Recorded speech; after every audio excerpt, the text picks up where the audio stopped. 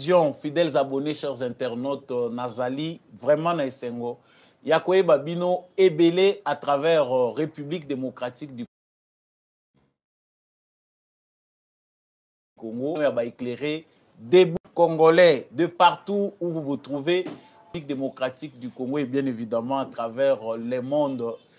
Je suis vraiment très content pour votre fidélité et votre confiance renouvelée à l'émission Debout Congolais. Présentateur a changé, il a toujours Samba Olunga, des pères et des mères. Ndenge Boyebiango, Naza en direct à Ville à Kinshasa. Vous venez de rejoindre ces lives. Partagez, abonnez-vous si vous n'êtes pas encore abonné à cette chaîne. N'oubliez pas de liker cette émission. Justice Yanzambe iratakate, justice Yanzambe motomokote a échappaka na contrôle nango soki yoko sala kama be okanisi mokileza komona yote topi yoko sala kama payer les prix de nos actes. À la une de notre actualité, le Rwanda ne va pas rembourser les 270 millions de livres sterling perçus auprès de Londres pour l'accord de transfert des migrants. En tout cas, Bandekonabiso, Rwandais, à travers le ministre des Affaires étrangères, Batalisi, Pendake Bango, Bazana Nyongo Mokote, Bakufutate, Mbongo Oyo, Royaume-Uni, assis à transférer qui est pas na Bango, na cadre.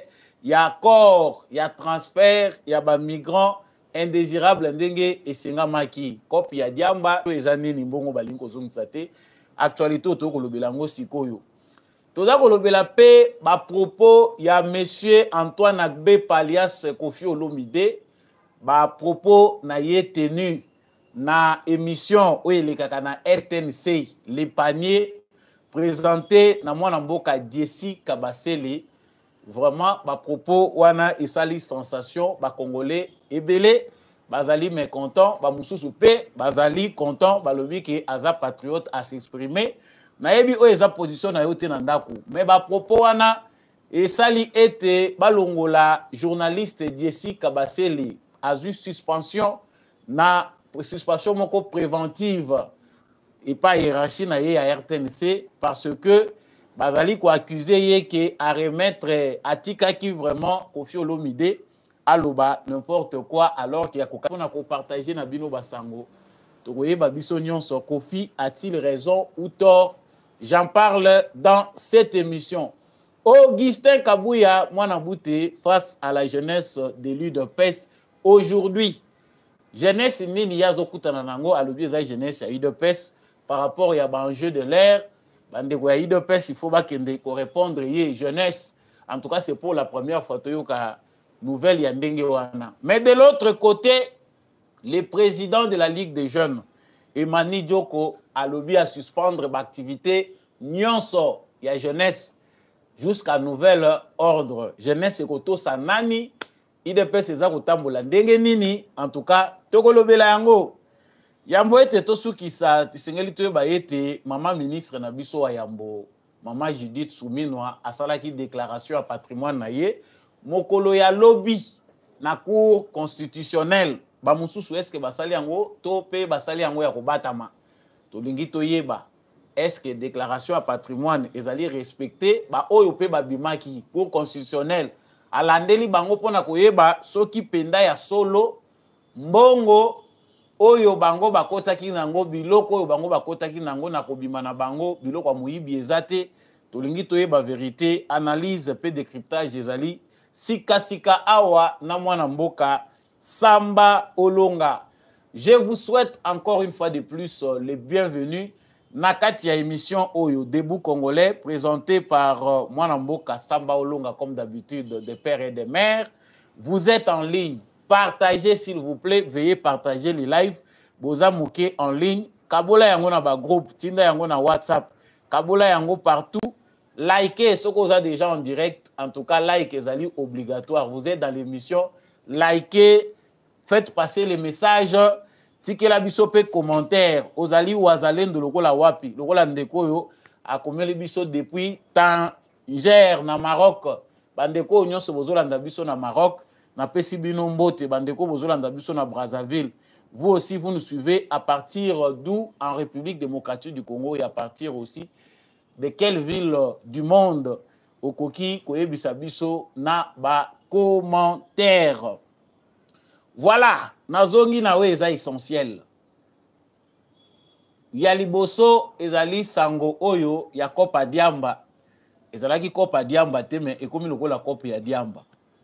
Royaume-Uni assez asali dépense ya Royaume-Uni pona makambo etali ba migrants indésirables oyo esengelaki bazala transféré na Rwanda. Ezali déjà dépense moko ya 270 millions de livres. Livres ezali livre sterling monnaie na bango kuna. Vous pouvez convertir na euro to na dollar. Ezali ba millions ebele. Kasi Royaume-Uni oyo sous direction ya gouvernement ya ba conservateur ba yokanaki na criminel Kagame pona kopesaka ye mbongo. Nous avons parlé de ce qui s'est passé. Boyebi que après élection premier ministre ya sika oyo aye na Royaume-Uni lokola aza mutu moko aza très attaché na l'homme, azali activiste ya droit de l'homme et l'autre iboso ezate parce kalingaka Congo mingi amoni pendaki eloko wana ezali ko cadrer te na ba principe ya droit de l'homme annulaki yango. Mais likambo eza ya kokamwa eza que nanu kutu Royaume-Uni gouvernement ya Royaume-Uni ya sika nanu bavandi te na mesa pona koyebisa Rwanda que il faut siko to revoir ndenge nini tokoki ko officialiser rupture topé fin ya accord o ezaki ko lié Royaume-Uni na Rwanda na makambo etali transfert ya ba migrants. Bande konangai boyebi que les Rwandais sont forts dans la manipulation et baza na vitesse moko ya communication na ebité soki eza diabolique ou bien eza naturel.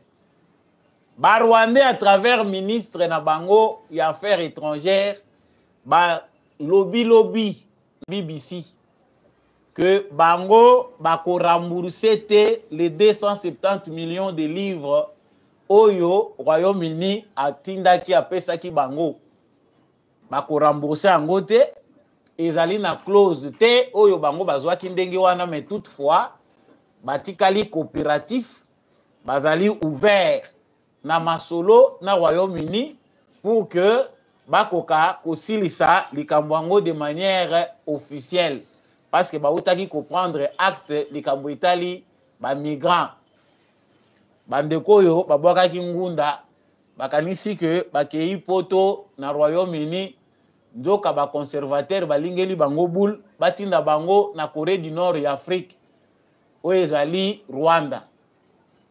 Mais comment voulez-vous imaginer? Parce que tant tozo lobawa mbongo yo na biloko bapesaki Kagame, l'argent qui a été utilisé pour que batonga bandako esika wapi bakoyamba ba migrants bazana na commission nanu bandi musala te. Il faut bacha commission en place pour suivre de près la manière dont a été utilisé l'argent qui a été versé, qui a été donné au Rwanda.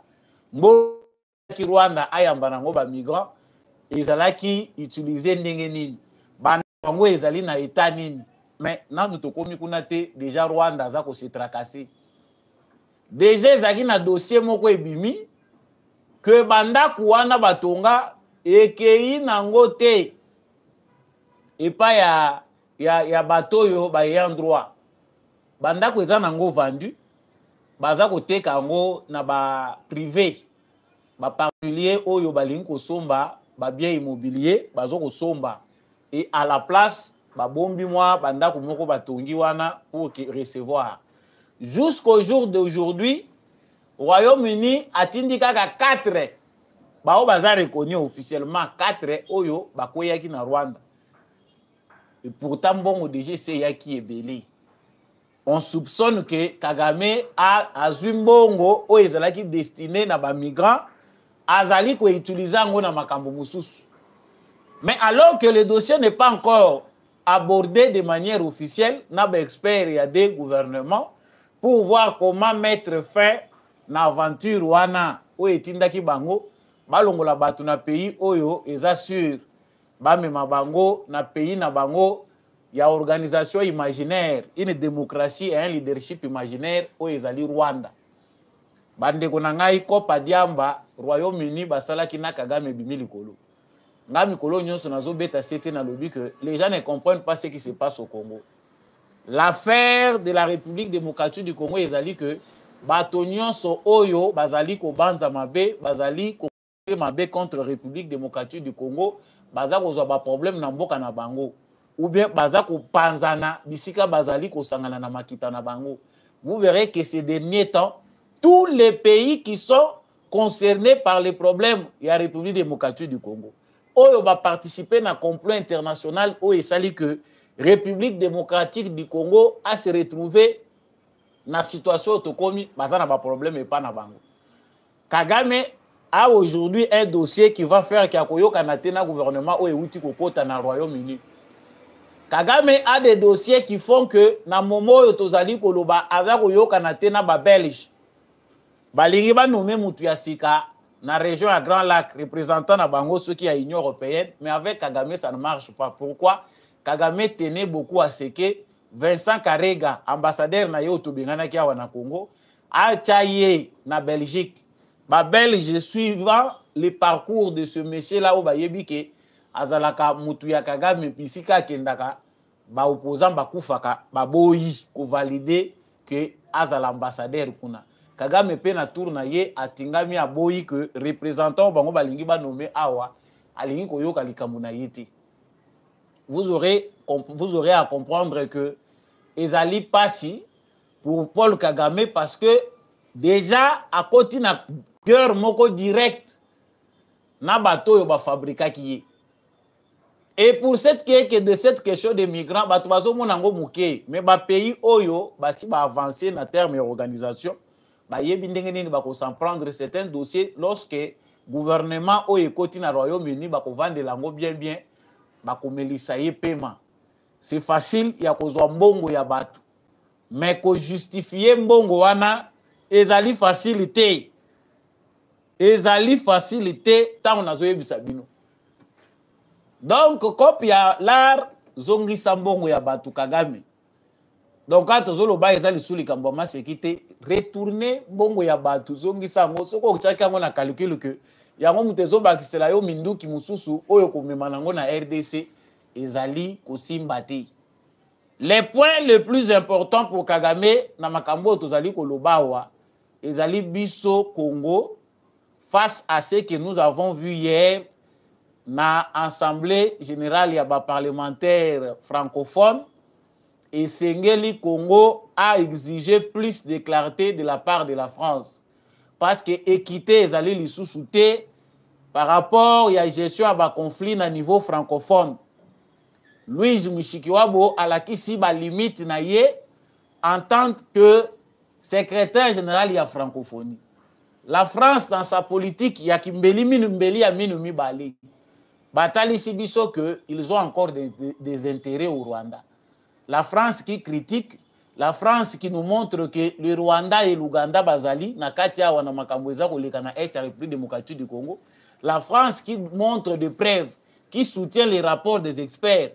Et ça même France wana mutaza ko continuer kozala lier diplomatiquement na parce que la secrétaire générale, il y a francophonie, il y a OIF.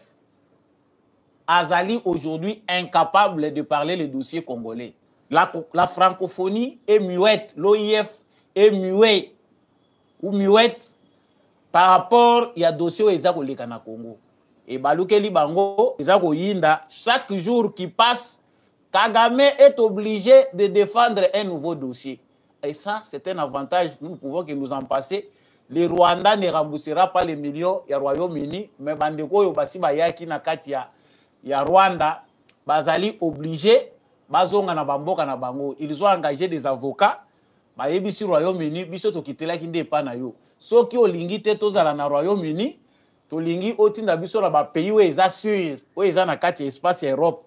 Mais na Rwanda toboyi parce que bokosaki biso, le traitement n'est pas le même. Ici, tozali lokola toza na prison. Ça, c'était pour notre premier sujet. Sujet moko eza vif. Tolingi to aborder sikoyo. Ezali sujet yandeko Antoine Agbepa, artiste na biso Koffi Olomide. Ndenge babengaka ye. Monsieur Koffi Olomide azalaka toujours au centre ya polémique. Mais cette fois-ci, kombo na ye zo apparaître na polémique ya politique. Nouveauté à l'ère de Félix Tshisekedi. Vous êtes en ligne, merci de tous ceux avec tous nos frères qui nous suivent depuis les États-Unis. Merci Nabino. Bande kwa ici, Europé Naza Rotonda Bino. Partagez les lives s'il vous plaît et likez si vous êtes en direct. Ndeko Antoine Agbepa osala alsali nini bokotu nanga sambolonga musicien yeko sala nini na politique. Je pense que certaines personnes ont déjà suivi Bamususu Bolandite, mais la vidéo elle fait les tours des réseaux sociaux. Vidéo y Antoine Agbepa ezali tourné na cadre ya émission moko asalaki na ndeko journaliste ya RTNC Jessie Kabasele.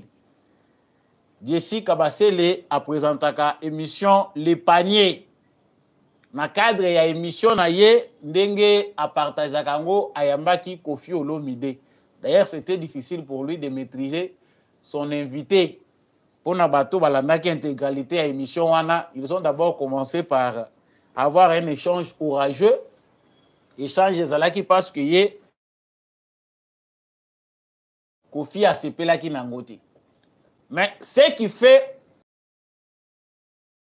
la question a été posée à Koffi Olomide par rapport à la République démocratique du Congo, la guerre à l'est de la République démocratique du Congo.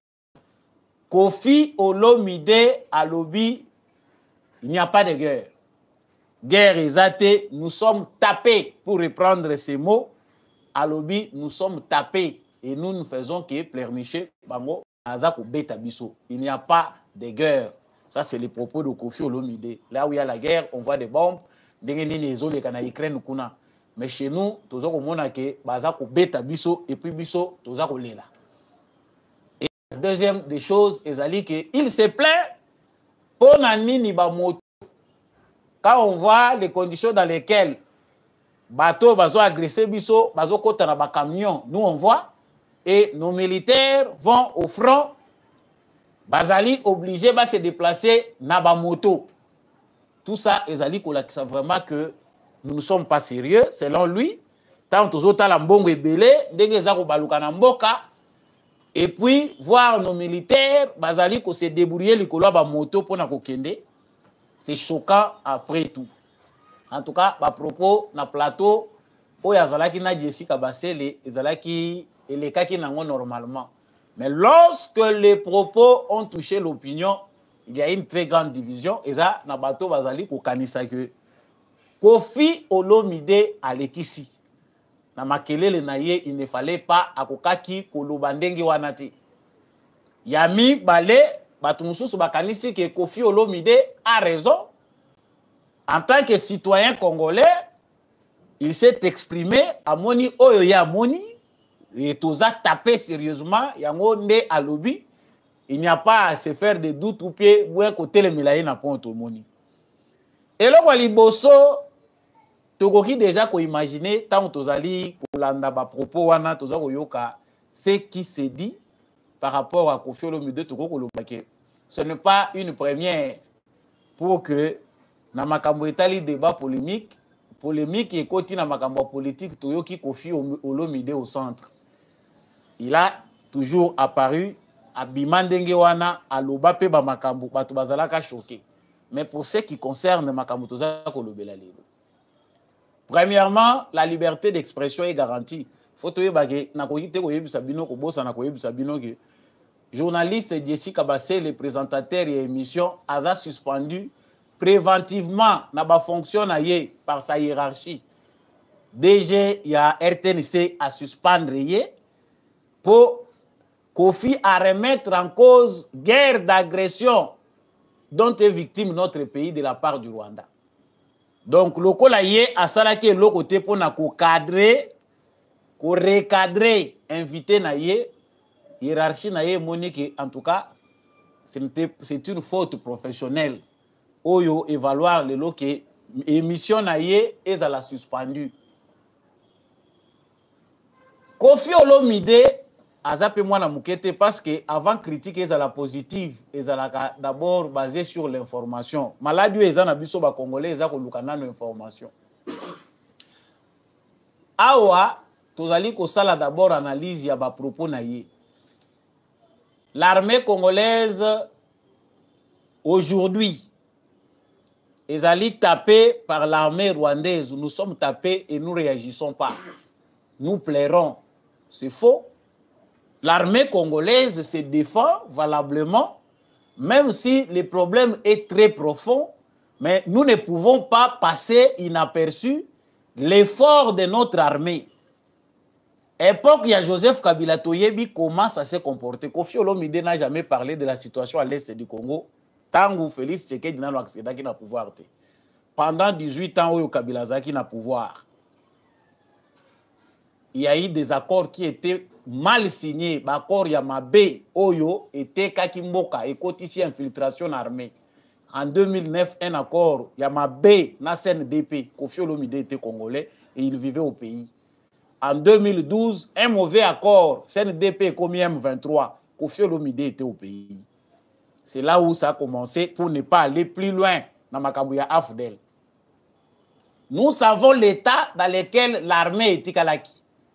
Aujourd'hui, c'est vrai que nous sommes agressés. On ne peut pas sauter l'agression. Même si aux hommes ils ont le front, ils ont théâtre, mais l'agression dont nous sommes victimes et les efforts de nos militaires, inaperçus. La première des choses, c'est de reconnaître d'abord que nous sommes agressés et que nos FARDC Bazaliko se battre comme Mibali. Pendant 2 ans, c'est reconnu au niveau international que plusieurs militaires rwandais sont morts sur le sol congolais. Bazako agressé biso, bazako bimabango nyonso vivante. Cette agression a un coût. L'armée congolaise se bat. Donc, erreur ya liboso ya Kofi, toyebite si c'est par ignorance ou il a voulu lui-même défrayer la chronique. Mais nous reconnaissons ici tous que notre armée aujourd'hui, façon eza debout, eza lolenge moko tena ndenge ezala ki lobby. L'armée congolaise aujourd'hui a un budget. Oyo armée moko tena en Afrique centrale là bazanango. C'est plus d'1 milliard de dollars. Armement au Union Sobaza ko pesango. C'est vrai, nous avons des défis en termes d'organisation. Tozali na ba fléau o esengeli biso to combattre ezali corruption o ezali connuire non seulement armée na biso police nationale mais ba institution nyonso ezali na bitumba contre corruption. Les problèmes au niveau des moyens, l'armée a plus de moyens que depuis Congo et Congo. L'armée na biso ezu ba moyens. Donc ba moyens historiques ezande na moment où Félix Tshisekedi a pesi. Donc ça au premier degré de Kofi Olomide à perdre vitesse. Il devait normalement se taire sur ce point-là parce que soit il n'était pas bien informé, soit il est totalement ignorant. La deuxième des choses, ezali makambu ya ba moto. Même moi, j'ai été choqué. Tant on a monaki général Chiko, aza obligé à matissa ba militaire mususu na ba moto pour se déplacer. Mais quand on a cherché l'information, tu découvrir que géographie, il y a Nord Kivu et certains endroits dans Sud Kivu, ezali bongo. Il y a des endroits Pobokoma. Eza kosenga bozwa nde ba moto nde boko koma tina ba point moko eza na sommet mituka imataka kuna te ba armement lourd ekoma kuna te difficulté oyo biso toza nango face au Rwanda ezali que géographie wana pe ezali mise en cause. Les Rwandais pénètrent facilement baza ko kote pa na biso eza bato ba yebi le mont Virunga ba yebi que il y a une chaîne de montagnes oyo ezali ko longwe pa na biso eza ko katisa tina Rwanda ba montagne ba colline ezali wana kolandana. Relief wana e permetaka te lokola absence ya banzela ezali. Babibundeli na biso ya minene eza na bisika esukelaka. Ezali na babisika oyo ekotaka te. Les Rwandais pendant tout ce temps d'agression ba profita ba sala ba tunnel. C'est-à-dire ezala ba wazalendo, ezala ba FARDC na biso soko tali ba distance ebele ba betaka ngo makolo. Pour raison de rapidité, besoin de rapidité, dans certains endroits, ceux qui sont militaires, bakende na lumbango, bakozwa ba moto, Et Ngaya, on a parmi, à partir de cette compréhension-là, on a parmi, bateau, bazali, qu'on réfléchir que, ezali important que, en entendant, l'infrastructure topé, plan, oyo, armée nabiso, état-major nabiso, bakosala, to créer brigade moko spéciale, il y a ba militaire, bazali, adapté na makambo etali ba moto, ba bundaka bitumba, ba koyi ko matana ba moto wana, bazoko kende nango na bangomba, ba bisika oyo, ezali, accessible te na ba engin lourd to na ba artillerie na biso lourde. C'est possible. Et les premiers à utiliser les motos na kati ya bitumba, ce n'est pas seulement l'armée congolaise. Allez maintenant vérifier, voir combien, même na makambo Russie na Ukraine, ba Ukrainien pe baza ko utiliser ba moto. Ezali manque ya logistique te ba militaire na biso ba kendaka bitumba bazaka na ba camion na bango. Mais ils ont problème, il y a géographie, ma colline, ma chaîne, il y a ma montagne. Ils ont à la base, il y a difficulté, ils ont poser problème. Il y a cheminement, il y a logistique pour ne pas faire des scènes. Ba koki ko bunda bitumba ba longi ba komi na montagne moko boye mais pour matériel et ya ko rejoindre bango esika bazali eza sacrifice eza musala munene. Donc, outre la trahison, nous pouvons comprendre aussi que Biso Tozwa Kina nous tente à s'organiser malamu par rapport à la nature, par rapport à la géographie de notre pays. Les Rwandais de ce côté-là, bango basi ba yebi ba colline, ba planifia ba sala yango. Notre armée a un sérieux problème d'organisation, de trahison, d'infiltration. Mais nous dire que armée na Biso Tozwa Kobunda Bitumbate, nous sommes tapés.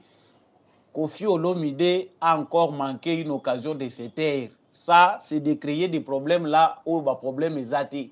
En tant que patriotes, nous sommes tous soucieux. Tu dénonces à chaque jour, tu n'as même propos pour nous dire Kambo, il y a des aventures, il y a des politiciens, détournement, vol. Mais il y a des problèmes où il y a des stratégies qui sont informées, qu'est-ce qui se passe. Il y a guerre d'agression à l'est de la République démocratique du Congo. Nos militaires se battent. Pendant 2 ans, Félix Tshisekedi a réussi à augmenter en nombre l'effectif de notre armée. Pour un grand pays comme le Congo, Mbokao Muneno Tozali, Soki Tozali, l'armée moko est capable de sécuriser 9 frontières. Agression et Kubandaka Kulandana. Nous allons continuer d'aller d'agression en agression. Voilà pourquoi il est important que to Bundabitumba Oyo, mais to augmenter effectif yaba militaire na biso ya armée na biso. La vigilance citoyenne, la liberté d'opinion et d'expression ne doit pas nous empêcher d'être mieux informés. C'est-à-dire soko lingo silika, soko lingo loba n'importe quoi, au lobby ango kaka parce que au Congo, nous sommes libres de nous exprimer. Après tout, c'est notre pays. Wana, artiste, chanteur, nabiso, musicien, nabiso, il s'est trompé, peut-être. Et c'est mieux d'aller s'informer. Tu sais que dans les jours qui viennent, il va encore revenir pour dire non, voilà, je n'avais pas voulu dire ça. Ndeko Diesi Kabasele, Plateau Naye Kangami. Parce qu'il ne faut pas des fois être passif. C'était à lui de recadrer son invité, Kotali Saye, que oui, vous avez raison. Il y a des choses qui ne vont pas, mais nous sommes agressés et notre armée travaille. Bana ya batu bazo kufa. Tango tozo lobawa bitumbezo bundamaka. Bana batu bazo kufa. Bandimi sacrifice suprême. Yoko niyango lobike. Nous sommes tapés. Non. Nous répondons. Bien que complot est lointain et que c'est maintenant que nous nous organisons pour sécuriser Mboka Nabiso. Nous ne pouvons pas aller vite en besogne, tout ça trop pressé. Parce que les Congolais qui ne s'exprimaient pas hier, aujourd'hui, ont l'avantage de s'exprimer. Nakolinga ko s'exprimer, wana tozo kanisa que tout est permis, tout est à la va-vite, ezaka automatique. Ba pesi minduki mbala moko ba bundi. Le complot est grand et il est international. Ce qui fait diplomatie, baza ko pe sango place ya likolo, c'est parce que le Congo ne va pas combattre le monde entier. Il ne s'agit pas du Rwanda seul. Et wana soki yo mingi quotidien na yo ezali ya kotala ba texto yo koyemba, ba texto yo et ko émouvoir bato yo bayokaka yo, mais il y a des gens aussi qui comprennent l'information, les idées pour lesquelles tokoyi ko se baser, sur lesquelles tokoyi ko se baser pour sauver Mboka na biso. Nous sommes la proie du monde entier. Pour se sécuriser ezo senga nini. Non, chaque Congolais doit apporter sa contribution, les idées. comprenne qui veut. Tant on a ko loba na bino lelo ezali na mobembo munene. Ezali na milulu pardon, minene o ebongisami na UDPS. Ezali convoqué na Augustin Kabouya. Le fils aîné, ndenge babenga kai mwana bute na UDPS kuna. Ezali kosangisa ba jeune. Augustin Kabouya, secrétaire général face à la jeunesse. Alingia loba na ba jeune. Je me moque parce que makambo tolobaki yango mingi. Soki batu mususu bazalaka pe na modestie ya kozwa ka sagesse même soki ezoleka na balabala omoni conseil moko ezoleka même soki baye koloko na bureau na yote ochango en pratique ba problème ekozala te. Des fois ndenge tolobaka boyeza na batu mususu na ba bureau na bango, il peut profiter de changer la situation au lieu bazela kaka grande sociale. Population tango akogronde ekomi mabe makasi ote eza acharnement contre nga. Mais makambo tolobaka oyo boyokaka. Lelo ekomi maintenant important Augustin Kabouya à la face à la jeunesse ya UDPS. Mais banda Augustin Kabouya vandaki comme secrétaire général. Ayebaki te que jeunesse yangonde socle base avenir revendinde na jeunesse. Pour une jeunesse qui s'est sacrifiée pour que UDPS accède na pouvoir, priorité ezali nini? Logo la tokomi na pouvoir.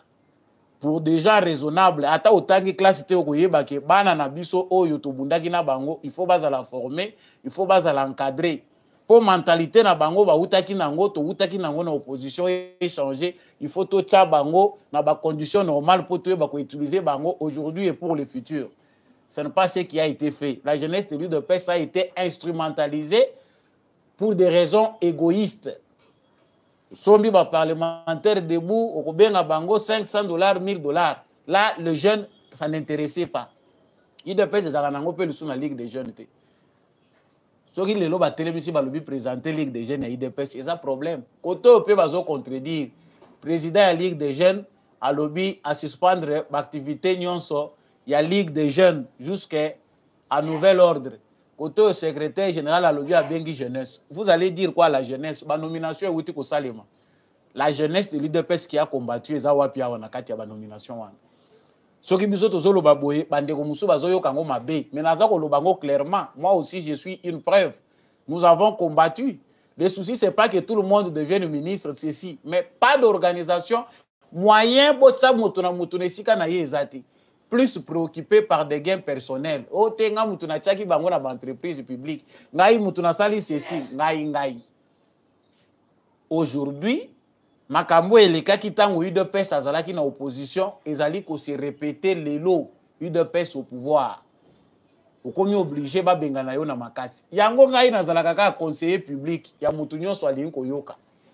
Je conseille à notre frère, compagnon de lutte, Augustin Kabouya, d'éviter de se faire ridiculiser. Toyebi makambo IDPS ndenge sukaka. Jean-Marc Kabunda était tout puissant, mais tant qu'on a dit qu'il tout puissant, na niveau ya ke mutu akoyi ko telemela yete. Aza ko vana na boloko moko inutilement. Il a tourné le doigt à l'IDPS pensant que à se fabriquer qui yomoko. Donc yemoko nde mutu amikela qui a commis grand politicien. Il est en prison. Il paye aussi les prix du manque de sagesse. Yango ndeko Augustin Kabouya ko benga ba jeune te wa instrumentaliser bango ba beta na ba bunda na bango ça ne sert à rien. Les partis ndenge Etienne Tshisekedi abandaye koloba UDPS ezali pyramide renversée. La question est posée à la base de l'UDPS. Ce qui est-ce que le base de l'UDPS est en communion na mutu azali ko kamba bango. Vous verrez que c'est évident. La base de l'UDPS n'est pas avec Augustin Kabouya. Il marche seul en s'imposant. Ba collaborateurs ont entouré, baza frustré. Mais comme les gens veulent vivre du dialelo, culte ya personnalité, il faut flatter quelqu'un pour aluke langue sika na kota par nanga yango wana. Et comme il y a lutte personnelle, voilà, il y a des grands papas qui entourent Augustin Kabouya. Baza ko entouré yete parce qu'ils ont l'amour du pays. L'amour de leur parti, ils veulent le bien pour tous, mais ils se cherchent une petite position. C'est déjà quelque part. Yango batikali na sima ya Kabouya. La base de l'UDPS, les cadres de l'UDPS veulent aller au Congrès. C'est logique, c'est démocratique. Yo batiaki yo te. Est-ce que Augustin Kabouya azali émanation ya congrès? Est-ce que Augustin Kabouya aza na base légale? Ezate? Est-ce que statut ya UDPS ndenge ezalaka tripoté awa makambo ya Jean-Marc Kabund na Augustin Kabouya ezaki tripotage eza basé te na statut ya UDPS ezate?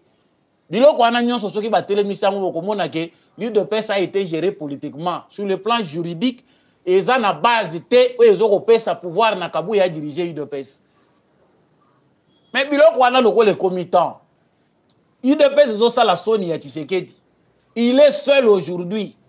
Soka komi ko s'évader aza obligé à luka batu baya par-ci par-là komi ne ko zwa congolais nyonso ko mona ya malamu parce que c'est ça la logique qui prime après tout. C'est parce que son parti n'est pas eza nangote. Mais ce que soki na kati na biso tokoki pe ko changer balobi te ke bato ba ko ya baza ba centre. Tu as fait ton temps. Okoki ko tika soko moni bato bazo sepela no lisusu te la culture de la démission ezalaka importante. Non, il faut bato ba kufa po yo longwa. Awa tozoloba awa il y a des jeunes à qui on donne des machettes tokokufa pona Kabouya na permanence ya UDPS. Ba mususu bazokanisa ke ekomi likambo ya bitumba ya tribu azande kona biso ngana yaka na permanence pona makambo na biso. Ça c'est grave, c'est très sérieux. Après tout ce que l'UDPS a fait pour toi, nous savons ce qu'était Augustin Kabouya. Le loko lobake UDPS c'est sur loko te bokonzango yo zoluka ya UDPS eza po memango wapi. Pendant 5 ans Bozalaki na Jean-Marc Kabund pendant 2 ans pour rendre compte de l'autre côté. 3 ans pour rendre compte. Batuni Kabouya mbongo a UDPS zaki géré ndeni nazaki na signature te. Lelo Jean-Marc Kabund akeyi. Otikali lelo yomoko. Est-ce que tu peux rendre compte ya ndenge nini ogéraki UDPS baloba te batuna mutuna te ngana géraka te. Ba carte ya UDPS. L'UDPS est un parti sans carte de membre. Awa na koloba na bino awa. Ba combattant UDPS bazaka na carte te fo boye banaka bilongi boye banaka na ba section ba tebele ba kima na base ya UDPS. Est-ce lorsque Félix Tshisekedi a accédé au pouvoir ba tebele ba yana ba mbongo na bango ba tcha pour bazo ba carte de membre UDPS est organisé. Aujourd'hui kende na base ya UDPS les réunions à la base ne se font plus. UDPS est kalikaka limité fonctionnement nyonso ya UDPS eza mutu ya Kabouya. Tout est centralisé sur lui-même. Non non non non non. Soki batu batikali bazo se résigner na likambo boye eza ko pesa pasi c'est tuer Etienne Tshisekedi 2 fois. Est-ce que Tshisekedi place azana tombe na ye a cause la nesengwa ndenge wana. Ngana za ko encourager jeunesse ya UDPS o eza ba compagnons de lutte de continuer à faire échec aux anti-valeurs. Combat Etienne Tshisekedi ezala quitté pour qu'un groupe des individus s'enrichisse ba s'accaparer UDPS comme loko na bango. Le jeu de l'UDPS est un jeu de démocratie. Et ça n'est pas comme batu baza concerné te Etienne Tshisekedi abot abendaki makabwa centrango tango monaki que l'UDPS ezaki plus infiltré. Avant Koufa il avait bien parlé. Le pouvoir est à la base. Makambo mingi ya UDPS utaka na base na se ba réflexion ba pensée na se ba o baza likolo baza ko zwango baza ko tsango en application baza ko étudier yango. UDPS est sans bureau politique, UDPS n'a rien. Nyonso il faut qu'abatuna na tout puissant Kabouya. Lokuta. Yango bandeko bele bazako loba. Et comme on dirait les Kambo, il y a relation familiale. Pour Augustin Kabouya, comme il a de bonnes relations avec la maman, ça veut dire que UDPS est comme yaye. Poil longwa, il faut maman ya koyebisa ye. Lokuta, maman kozala na soutien te ya Kabouya. Même la maman qui a été avec Etienne Tshisekedi pendant toute sa vie. Vio ba menaki bango nyonso ayebi ke Etienne Tshisekedi azalaki muta kolinga biloko ana tabanda ko yoka base na ye. Soki abatu balobi, il faut finir par concéder. Si Kabouya avait bien fait, batu balingaki baya ko créer grande te. Eza makambo ya misala te. Parti présidentiel ezali présentable te. Ezali na ordre de bataille te. Tango batu bazolo ba 2028 bazo kanisa 2028 eza musika. Les grandes réformes qu'on envisage ici, il faut UDPS azala makasi na bureau politique na ye. Il faut UDPS ayeba ko communiquer malamu. Communication à UDPS ezaka Kabouya. So Kabouya leki na top Congo te, l'UDPS est foutu. Ça ne se fait pas voir. Parti nini oyo kaka yo secrétaire général nde fo ya ko bimolo baka. Bato yo bazo occuper ba fonction mususu bazalaka te. Bande ko na ngai eza makambo na bandaki na tikalaki na za ko lobango parce que c'est à nous. Nous avons combattu. Même moi qui vous parle, je sais la douleur de la lutte, du combat. Ce n'était pas pour que tout se retrouve, tout comme Abakonji, ministre, tout ce qu'on dit. il faut botter les mains. Il faut en parler. Voilà pourquoi Augustin Kabouya va échouer. Kobengi sa jeunesse a eu de pèse dans le moment où il faut sauver Moutouté, il faut pèse importance de l'autre côté. Que les secrétaires généraux de pêche comprennent les signes de temps. Ceux qui alingi abima par la grande porte et qu'on a la peau en honneur naïe. Ceux qui pas alingi va ridiculiser, ça a été toujours comme ça à l'île de pêche. Ok. Mais Kaboun du coup toi qui ndaki bien, azalaki na batu moi batu balandaki. Mais vous risquez d'être seul et que politique na Congo côté kala kosala ngwa ta na coin mon côté. Il faut profiter du moment. Mutupe akolandelo azomona na pété. Pour ceux qui batuni au rendre compte na makambo jiraki na IDPS. Exact. Est-ce qu'on peut nous dire chaque année objectif ya Kabouya na IDPS ezalaka sala nini? On va nous dire non te bitumbeleki makasi, ce n'est pas maintenant qu'on doit décider de ces histoires là. Attendez, nyon sona mutu ya Tshisekedi. Tant qu'on ne pas Tshisekedi au chargaka kaka Tshisekedi. Comprenne qui veut. Eza likambo ya ba individu te. Ba combattant botele mapona parti na bino. Eza makambo pe ya Tshisekedi te. Eza pe makambo ya famille te. Les uns pensent que la guerre, non, l'UDPS c'est un patrimoine commun à tous ceux qui ont combattu. Ils ont parti basé sur le sang. L'UDPS c'est sacrifié. Ils ont bien commetté. Ceux qui ont cette pensée-là dans leur tête, qu'ils soient de la famille d'Etienne Tshisekedi, ils s'est trompé. L'UDPS c'est qu'on n'a jamais, Coco m'a bien privé. Sachez que pendant que Etienne Tshisekedi était en vie, c'est ça qui était répété dans Bino. Et c'est là qu'on a binoté. Vous pouvez bénéficier du nom d'Etienne Tshisekedi. Aujourd'hui, au pouvoir, il y a tous les avantages possibles pour Kozwa. Mais parti wana et Simbi Congo, et ça colonne et Simbi Congo, le Congo, ce que Kozonga Lanzela, c'est grâce à ces partis. Cessez d'instrumentaliser les partis et comme on dirait, l'eau Nabino, au Bino Bouvandeli. La première ministre a fait sa déclaration de patrimoine hier à la Cour constitutionnelle. Première ministre Nabiso, vous êtes en ligne, likez. Merci à tous ceux qui nous suivent depuis Lyon. Bandegonyon so bolandinga nazana kandate mais ezala kandengi wana eza tempérament. La première ministre a fait sa déclaration de patrimoine hier à la Cour constitutionnelle. La Cour constitutionnelle, Maman Judith Soumino a accueilli ko déclarer biloko na ye. Bon, Tokolobeza en retard, Tokolobeza ndengeni, mais au moins, elle a fait ce qui est possible, ce qui est constitutionnel. Accueilli qu'on déclarer, bien à avoir naïe. Pour ce cas ici, ils allaient moyen moko ya transparence et qu'on permettre que bakoki ko landelaye qu'est-ce qu'il a encore eu comme bien azuango na voix nini. Est-ce que zali par rapport à salaire naïe ba émolument na ye topé azuango na ba voie illicite. Mais loko ezali pasi o tozali ko mona ezaki premier ministre kaka ye moko aye akei ba mususu ba ki en cachette ou bien ba keité. Est-ce qu'ils vont suivre après ou pas? Gouvernement ou uti koleka. To mona ki pe na début gouvernement sama ba salaka ba déclaration de patrimoine. Est-ce que Cour constitutionnelle azana ba moyen aza doté na ba moyen ya kolandela batu wana nyonso?